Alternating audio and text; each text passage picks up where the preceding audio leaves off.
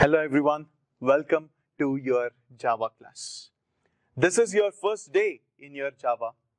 So you all might be wondering, what is this Java all about? What is that I'm going to learn on first day?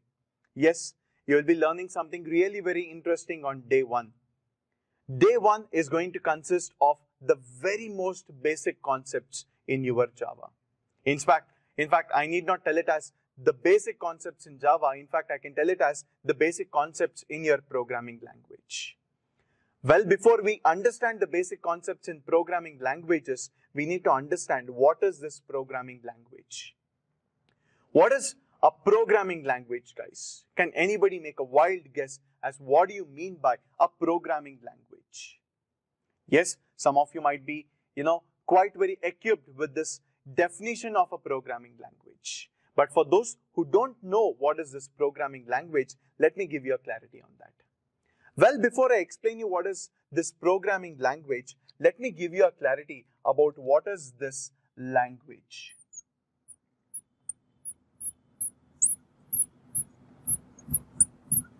What is this language?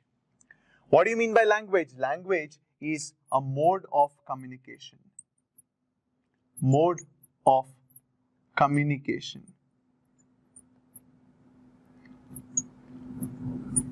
Mode of communication is language. Now, I'm speaking to you in English. The mode of communication between both of us is, English.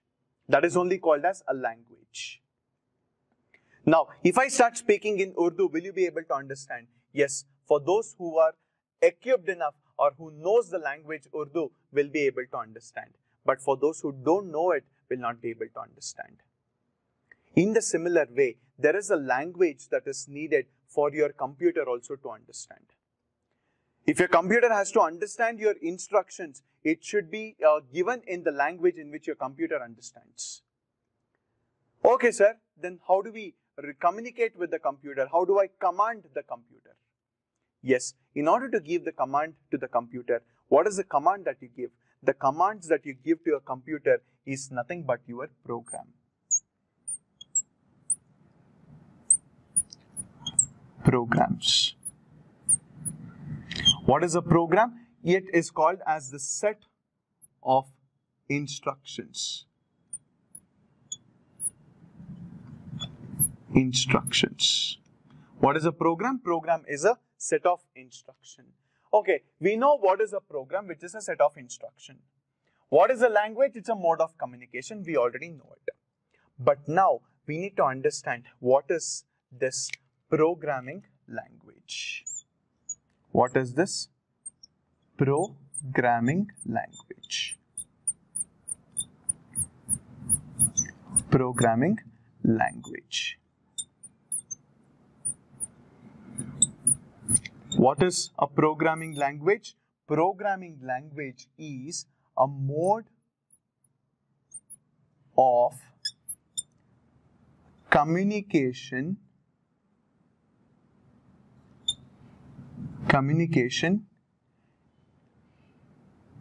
to instruct. Mode of communication to instruct the computer to perform some task.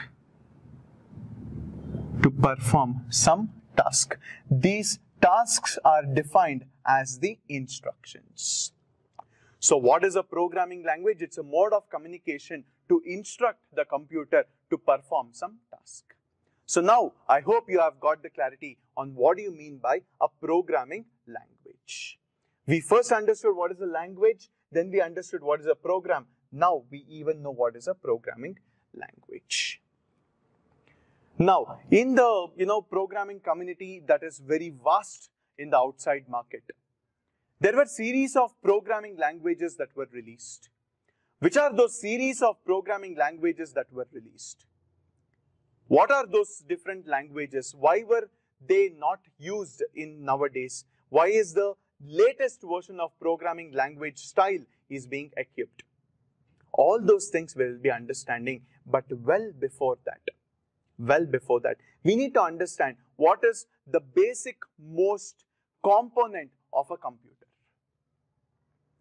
Everybody will guess it right. Yes, it is the hardware and the softwares. Now, I will not be talking about the software as of now. I will be talking about the hardware. Which is the hardware that is the most important component in your computer? Yes, most of you would have guessed it right.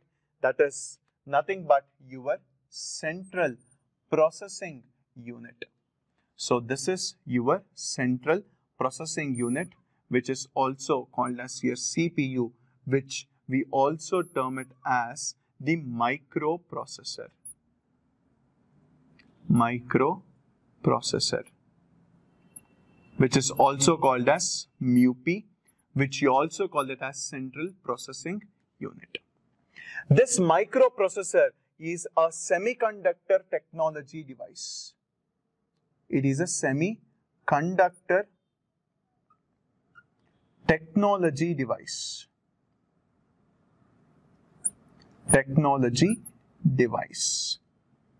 This microprocessor, since it is a semiconductor technology device, it can understand only voltages. It can understand only voltages, that is either 0 volts or 5 volts. Now, we all are here to become what? A software engineer. Now, I cannot be talking in terms of voltages here. So, for software engineers, whenever I tell 0 volts, it is nothing but your binary 0. Whenever I tell 5 volts, it is your binary 1. I hope I'm completely clear on this particular aspect. Since microprocessor is a semiconductor technology device, it is made up of NPN and PNP transistor. It is made up of what? NPN and PNP transistors. Okay, sir, we have understood about this microprocessor. Please tell about the programming languages. Yes, I will certainly come to that now. So this microprocessor was invented somewhere in the year 1950s and or 1940s and 1950s, 40s and 50s it was invented. So in that time, microprocessor is the most important component. Any operation that happens in your computer, it happens through your microprocessor itself. Microprocessor is the device which is going to do all set of tasks for you. I hope I'm completely clear on this. Now, if it has to perform the task, you need to give some input for it. You need to give it some instructions.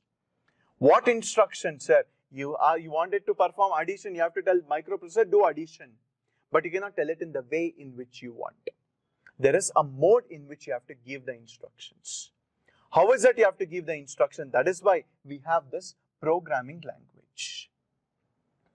Since microprocessor was invented in 1940s, there was one particular language that they introduced. That is nothing but one of the programming language that they introduced in early 1950s. In 1950s, they introduced a programming language where they coded every single bit of statement using zeros and ones. Say supposing this is the code for addition.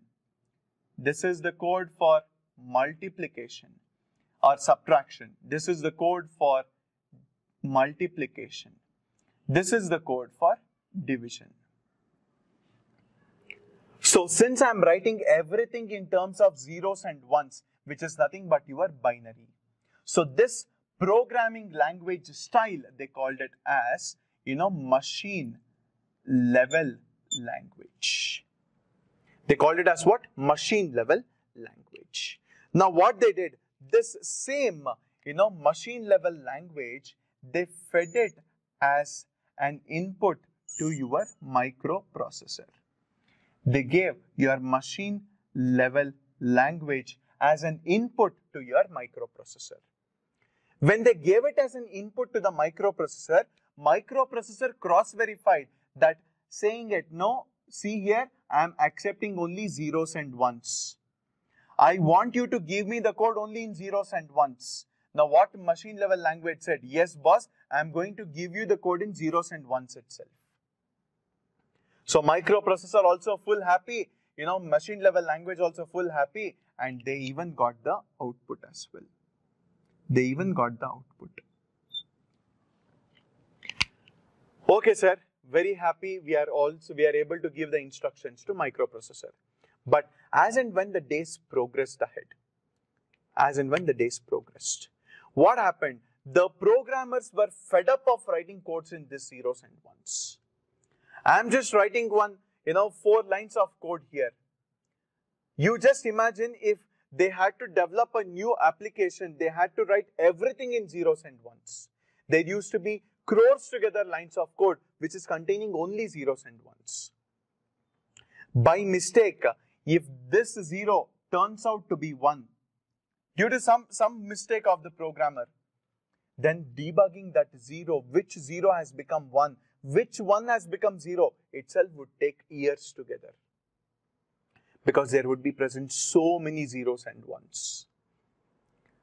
So that is when people realized, yes, this machine level language is a very tedious approach. That is when they came up with another beautiful language in somewhere 1960s. In 1960s, they came up with another language. In 1960s, they came up with another language called as the assembly level language, where whatever you are telling here, which is addition, they represented it as add. Whatever is sub, subtraction, I represent it as sub, multiplication by mul, and division by div. When the same was fed as an input to your microprocessor openly said, look, I cannot accept this assembly level as an input. The reason being that is assembly level language is written in, assembly level language code is not written in your binary format. Since it is not written in your binary format, microprocessor cannot understand it. So what they did, the programming community, very cleverly they said, okay, I'm going to introduce an intermediate software here. I'm going to introduce an intermediate software here called as assembler.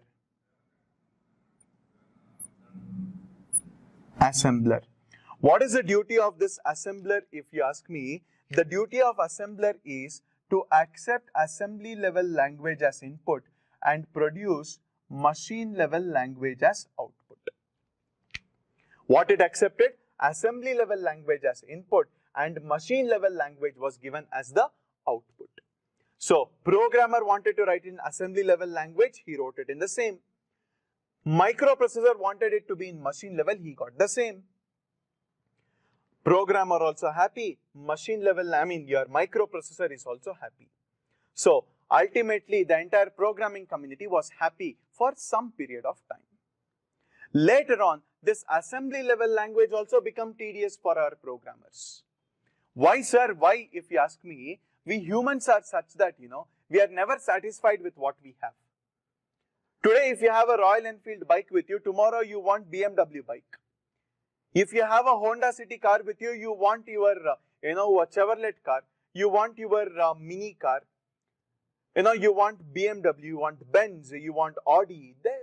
The desires keep on increasing. That is what happened with your programming community also. Since they had assembly level language, they wanted something much better than assembly level language. That is when, somewhere in 1960s itself again, in 1960s, late 1960s, another beautiful programming style came into picture.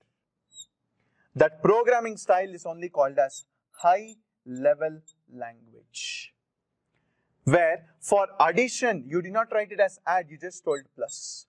For subtraction, you just told minus. For multiplication, you just told star. For division, you just told slash. They wanted the compact approach.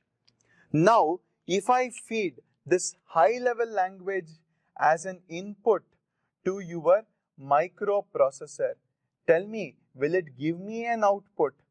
100% he will not give me an output because high level language is not present in your binary format. So that is when they told, okay, no problem, not to worry. I am going to introduce an intermediate software here, which is going to take care of the things. The intermediate software is only called as compiler. What is the duty of the compiler? Compiler accepted high level language as input and he produced what? Machine level language as output. So programmer is also happy, microprocessor is also happy, you even got the output here.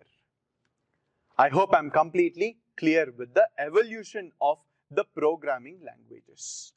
And today, what type of programming we use? We use the high level language, where we have so many different programming languages available there. So one is C, we have C++, we have C#, we have Java, we have Python, and so many different programming languages are available. So the most popular ones are these. I hope you got a complete clarity as what is this programming language historical background. So first we started with the machine level, which was written in zeros and ones. That became very tedious because who can remember only numbers? Okay, there can be no person who can remember only numbers. That is when they shifted their approach towards assembly level language. In assembly level language, they represented in terms of names. But sometimes we even get confused when it comes to names. That is when they introduce something called as a high level language. Yes, we are very much equipped enough with high level because high level language is a pictorial representation. In other words, a symbolic representation is what they give. I hope I'm completely clear on this. So if you want me to give the definition of compiler and assembler, it is a software which converts assembly level language to machine level. Compiler, software which converts high level language to machine level language. I hope I'm completely clear with the historical background of the programming languages. Please go through this concept, which is really very interesting. I presume that you guys have got the complete clarity about what is the different programming languages. Now, let us quickly understand what are the different high-level languages that have ruled the market and what were their advantages and disadvantages. Now, let me first begin with the different high-level languages. The first programming language that I would take was actually, invented in the year 1962. Okay, the name of this programming language is called as Basic Combined Programming Language. Programming language. So this basic combined programming language was actually invented by a person by name Martin Richards. Martin Richards. So this programming language, since it was invented in 1960s, which was the early ages where the high level language was of highest requirement. They did not bother what were the disadvantage of this. What were the disadvantages, sir? If you ask me, I will tell you. Though those were the disadvantages, people in 1962 early, they accepted those disadvantages only as the biggest advantage. Okay, sir, can you please name what are those disadvantages? The main disadvantages that were there with this language is that it occupied more memory. And secondly, it was not a structured programming language. It was not structured. Okay, sir, but this is very important disadvantage and it is a very high-end disadvantage. Yes, but people were in need of a programming language that was high level. So they accepted this as it is. Okay, sir, next what happened? Later on, when the people started using this programming language, they even came across with the innovations as well. There was one more person by name Ken Thompson. Ken Thompson. This Ken Thompson was a person who studied this basic combined programming language thoroughly, and he told, yes, there is a biggest disadvantage with this programming language, that is, it is occupying more memory. I am going to develop a programming language which will occupy very less amount of memory space. In that era, every programming languages, their features were told through the name of the programming language itself. If you see this programming language, it is basic combined programming language. It is basic combined programming language, occupied more memory.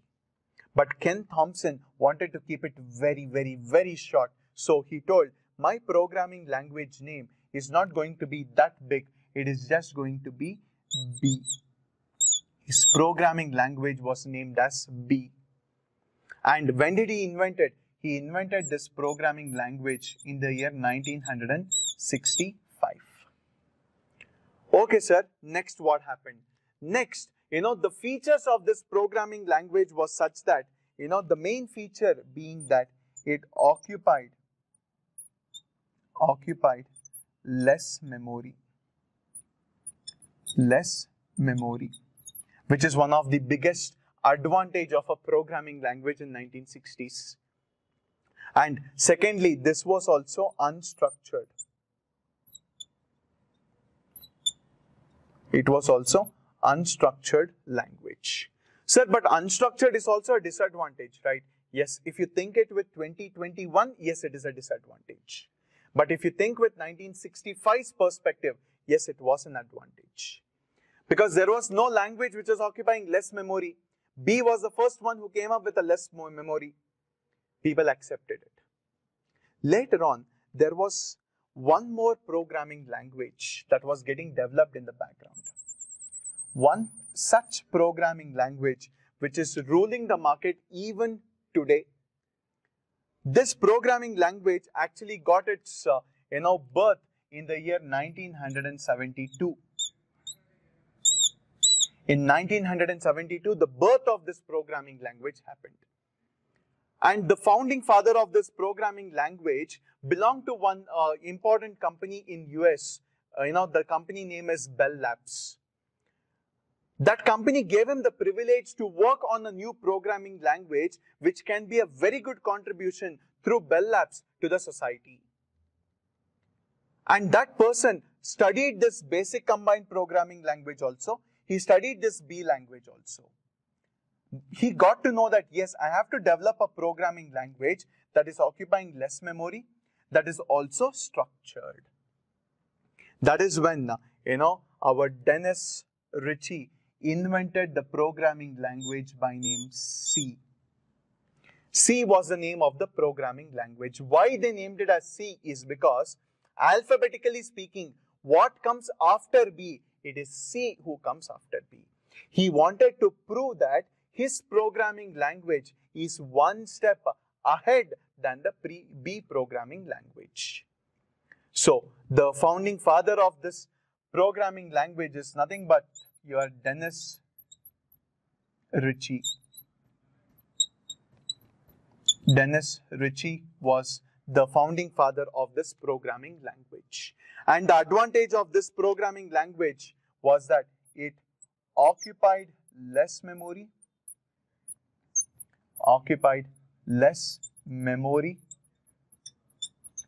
and not just that, it was structured programming language.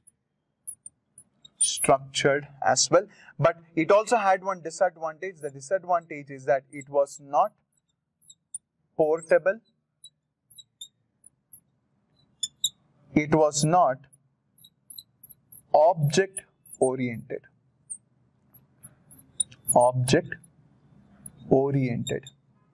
Sir, what is this portable? Sir, portable means you're writing the program in one particular platform and you're performing the execution in another platform. You write it in one, compile it in one, but execute in another. If that is working, then we can tell the programming language is portable. If it is not working, it is not portable. C was such a programming language which was written in one operating system, executed in one operating system, and you are getting output in one operating system. The same compiled program, if you take it to another operating system and execute, you are not getting the output. Though now the things are completely different. I'm talking about 1970s. Please remember, I'm talking in the era where it was invented. So these were the first three popular programming languages that ruled the market. Though there were multiple different programming languages that came into the market, well before basic combined programming language, well before B, well before C as well. These were the ones which gained utmost popularity in the society. There are other programming language also which came as an advanced version of these programming languages. Which are they? We'll look into it now. I hope you got the clarity about the first three important programming languages that ruled the market. Now, let us understand one more important programming language which was actually developed by one of the colleague of your C programming language. One of the colleague of the inventor of your C programming language. That is your Dennis Ritchie's colleague. Who was Dennis Ritchie's colleague, sir? If you ask me, the name of Dennis Ritchie's colleague is Stroop. Stroop was the name of the programmer who was actually a colleague of your Dennis Ritchie. Both of them actually worked in Bell Labs. They both were sharing the same cubicle. They were actually very good colleagues as well. But C programming language gave all name, fame, money, and popularity for your Dennis Ritchie. Dennis Ritchie overnight became a hero for the entire world. Normally it so happens that, you all will be doing combined studies. There will be one person who would be teaching for multiple people. People who have learned from that person would have got more marks, and this person wouldn't have got that much marks. Obviously, his ego gets hurt. Here also same thing happened, but Stroop did not teach anything to Dennis, though. What happened actually was that they both were equally knowledgeable. They both were equally, were qualified enough. But overnight, if Dennis Ritchie becomes a hero for the entire world, Stroop got dejected and his ego got very badly hurt. That is when what Stroop did, he started to work on the advantages and disadvantages of the C programming language. Every day he used to perform, complete his work in his office, and he used to come back and spend sleepless nights in working on the advantages and disadvantages of C. That is when he got to know that C is a structured programming language, but it is not object-oriented. He wanted to develop a programming language that is object-oriented,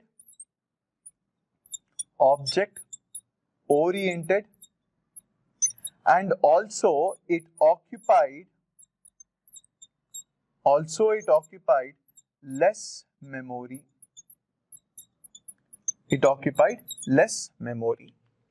He wanted to develop this programming language, and his innovations were keep on happening.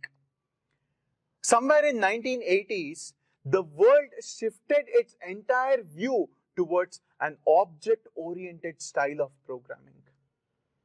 Stroop was also working on object-oriented style of programming, which gave him a boon in disguise is what we can tell. He worked on the object-oriented, and the world also started expecting the object-oriented style. That is when in the year 1982, Stroop came up with his own style of programming called as the C++ programming language. This C++ programming language, why was it named as C++? Is because Stroop wanted to convey through the name itself that his programming language is one step ahead than the previous one. Plus plus in programming terminology, we tell it as incrementation. Stroop wanted to convey through the programming language name itself that his programming language is way more ahead than the previous one. But yes, this also had its own disadvantage. What were the disadvantages, sir? This programming language was also not portable. It was also not portable. And this programming language was not internet supported. It was not internet support was not there, not available. It was not supporting the internet-based applications. Sir, why are you talking about internet-based applications? As and when the advancement of the technologies happened, in the year 1990s, in 1990, internet was invented. Internet was invented and the world wanted to connect everything over this internet. So, multiple applications were supposed to get connected through internet, but C++ did not support internet. That is when it paved a way for our beautiful programming language, which was having multiple advantage. What are the advantage? It occupied less memory,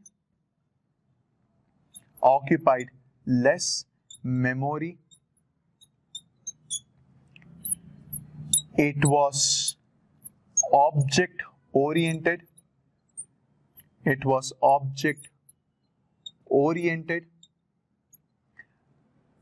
thirdly, it was portable,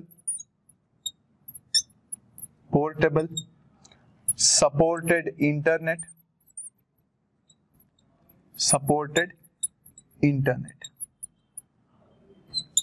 Which is the programming language which gave all these advantages, sir? If you ask me, the programming language that gave all these advantages, was actually invented. The inventor of this programming language was James Gosling.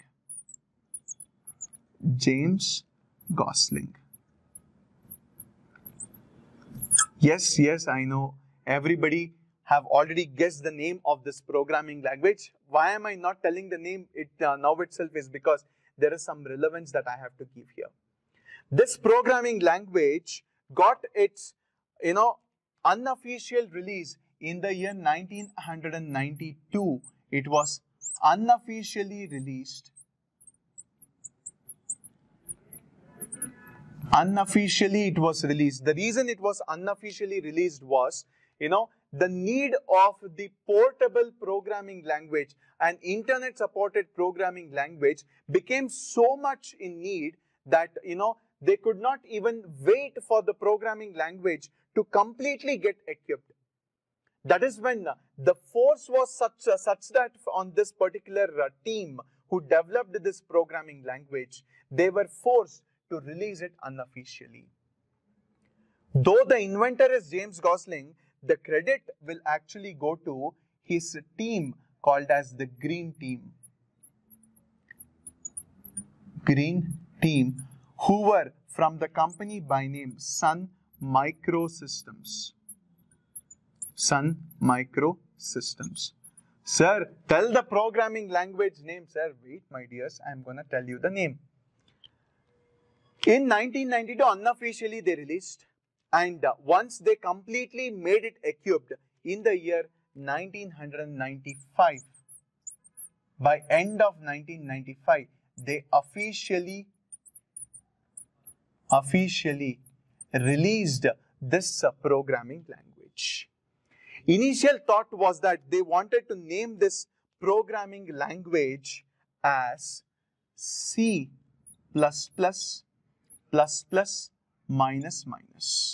What does it mean? I am going to retain some features from C++. I am going to add some features onto C++, and I am going to remove away some features from C++. But The name was very lengthy. Say today, if you want to join for a course, you would not. You would tell it as, I want to join for a course by name C++, minus minus. People will think, I guess this boy has gone mad. So that is when they told this name is not going to work. They wanted to name this language as Oak. There was already a company by name Oak. That's the reason they did not name it as Oak. They wanted to name it as Green, giving the credit to the team, the Green team, but even that did not work due to some various internal reasons. They wanted to take the characters from every single programmer who contributed for this language. They wanted to form a word out of it, but even that did not work. Finally, they had some set of names available, out of which they selected one beautiful name for this language, and they named this language as the Java programming language. Why it is named as Java?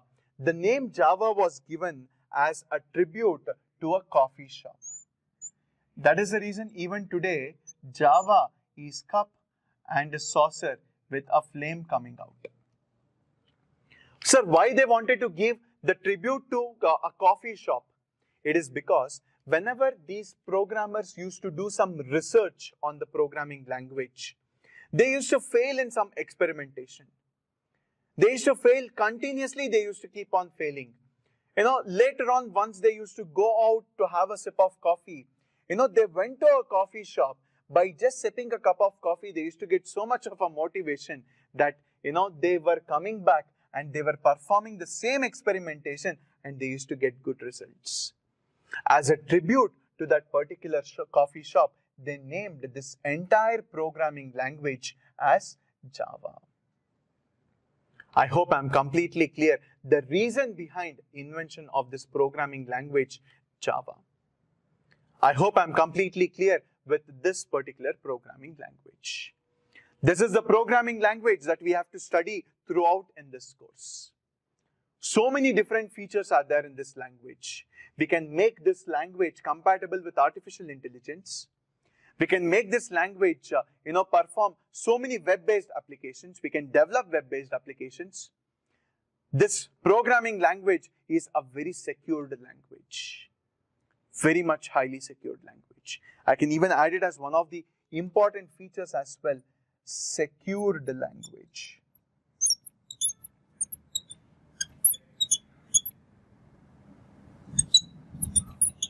Secured language. So this is about the various different programming languages. You might be wondering, I might have missed out a couple of them. Yes, but it is intentionally that I have missed it out, which you will be learning in another course. I hope I am completely clear with this, and please understand this by going through this once again. Thank you so much.